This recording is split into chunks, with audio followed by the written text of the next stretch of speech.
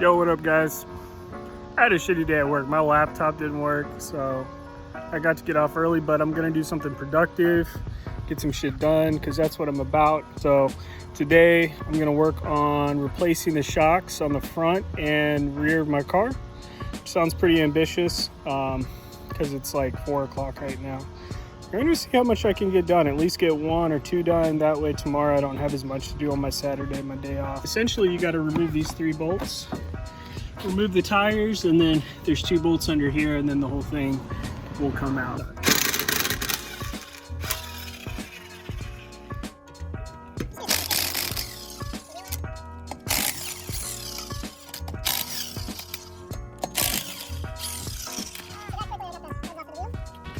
Guys, it is so beautiful out. It's a perfect day for a car project like this. Alrighty, got my wheel off.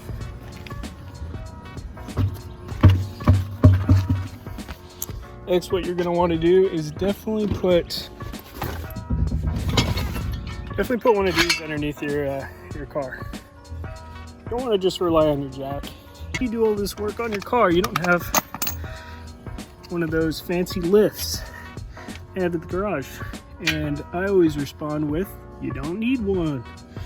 So I'm going to give you a quick glance at what I'm looking at here on my side, and I'm going to get started with removing the front shock. And then I have to remove these 3 screws up here. This is a big ass bolt. Just with my own brute strength, I'm not going to be able to remove it, so I got a big socket on there. Let's try the old impact first. Looks like I have enough room. Cool.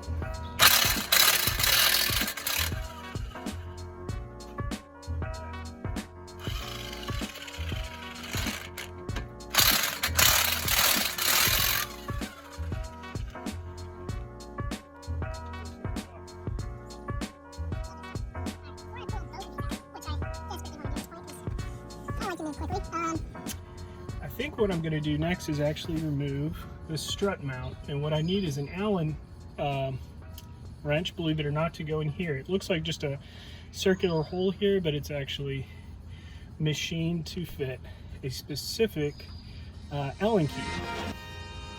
And then you're going to need a open-ended wrench to remove that part, which is pretty easy actually. So I'm going to go get those things and move to the next step.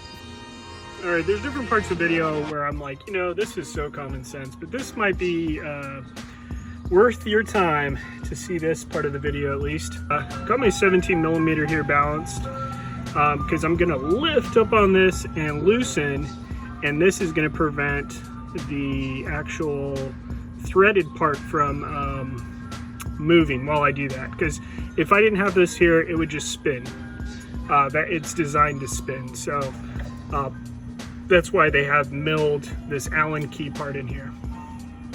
This might be a little tricky. I don't really remember how tightly I put this on. I actually replaced these myself when they went bad.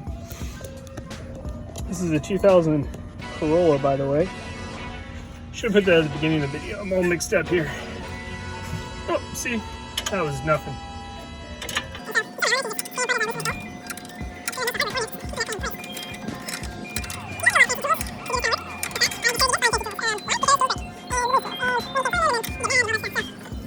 Say, well, I don't have time to fix my car. Well, you do. You have time. You just don't want to spend time doing this. It's too frustrating.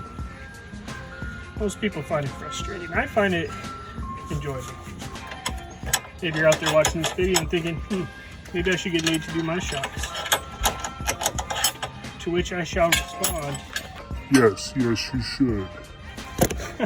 Got my cheap $5 wrench here.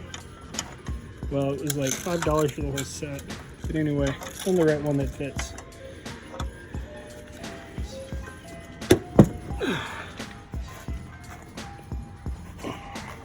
Whew, that's gonna be a booger. So I need my breaker bar for that one.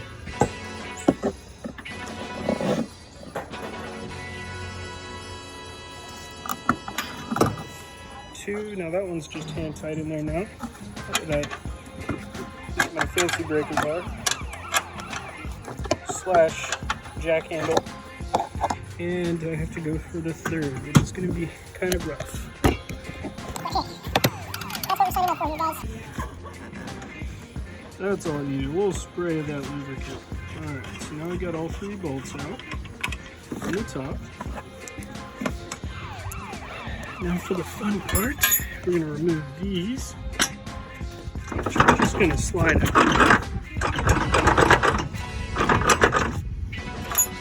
I need a little bit of encouragement. I need to massage them a little bit.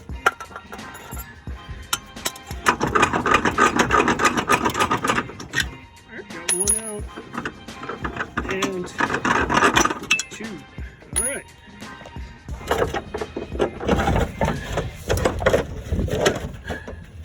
And she's go. See that? The old shock out there. Woo! That's kind of fun there. Yeah, these are toast. These are toast. I don't know if you can tell that they're toast, but they're toast. Throw that to the side and get the other. I love when people ask, "Oh, Nate, you can't do that job. You don't have a lift." Well, when I drank, I would say, "Hold my beer." But now that I'm sober, I will say, "Watch and learn." Because y'all about to watch and learn. Y'all about to watch and learn.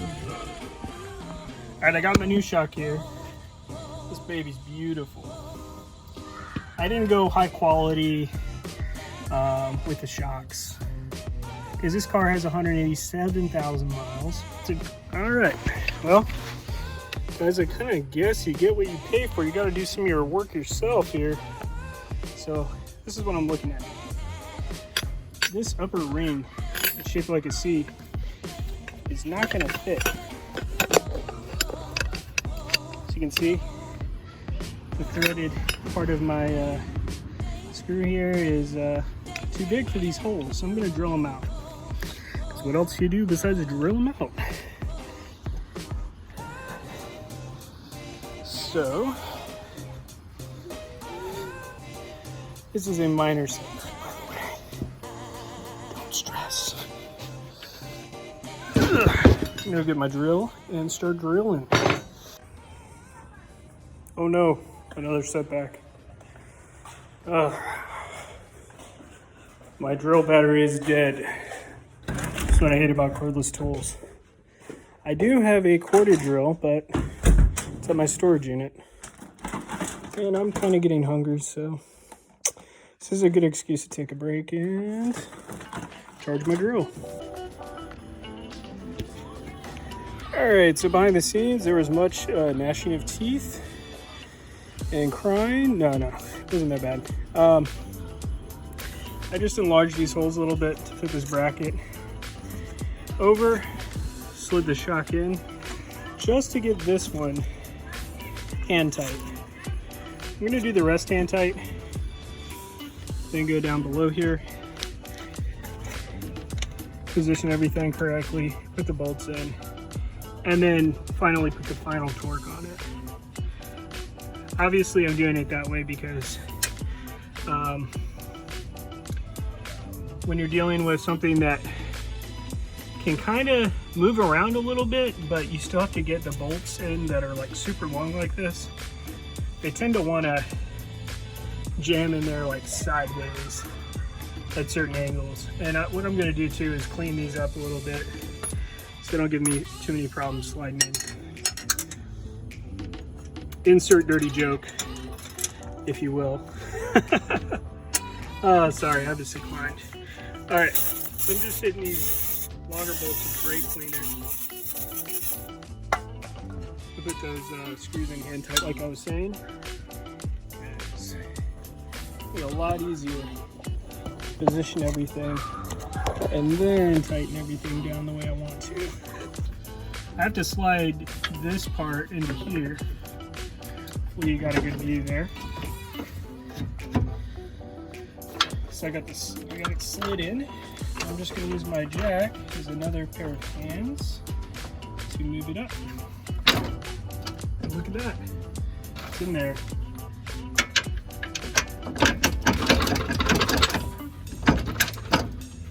Got one bolt in, and the other one should be pretty easy as well. See? That wasn't too bad, right? As I stated before, you want to kind of hand tighten your bolts. We're pretty much done with repositioning things here. And I'm going to lower my jack so I can get my strut arm into that hole.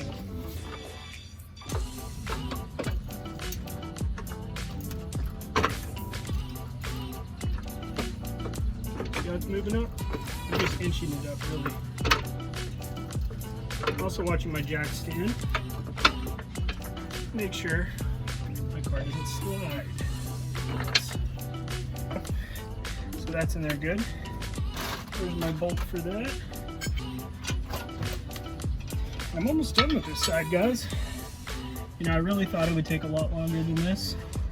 And, you know, I'm happy to be wrong. Things take less time rather than more.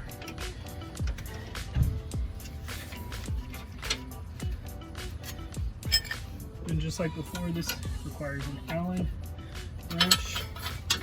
And then to tighten this guy down. Yes, use thread lock if you have thread lock. And I have thread lock. Good to talk to yourself sometimes. You do too much though, people think you're crazy. Because you are crazy. Alright.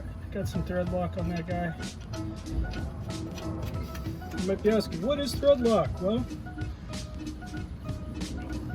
can buy it at your hardware store. Make sure your bolts don't fall off. It can be kind of expensive if you're in a pinch. Use some of your ladies' nail polish. Seriously, you can use your ladies' nail polish. It's not maybe as good as thread lock, but it's better than nothing. That is for sure.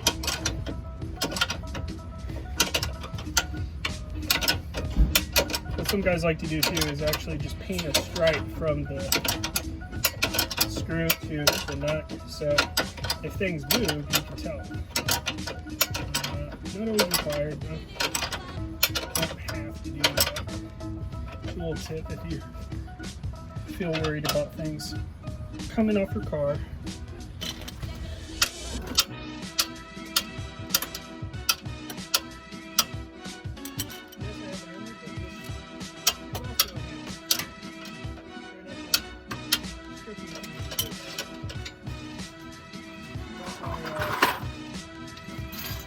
Impact wrench, I'm going to tighten these down just like this is the reverse process, obviously. Ah! The extension cord's not plugged in.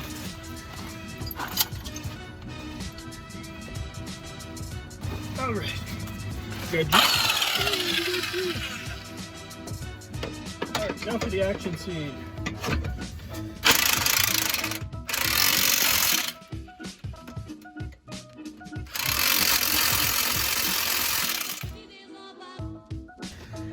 And guys, the rest of the process is just simply putting the tire back on and tightening those 3 bolts up top all the way down to spec. I hope this video was as much fun as it was to make. And if it wasn't, well, I don't really care because I got my my enjoyment out of it. So, as selfish as that sounds. Well, signing off, folks. Goodbye.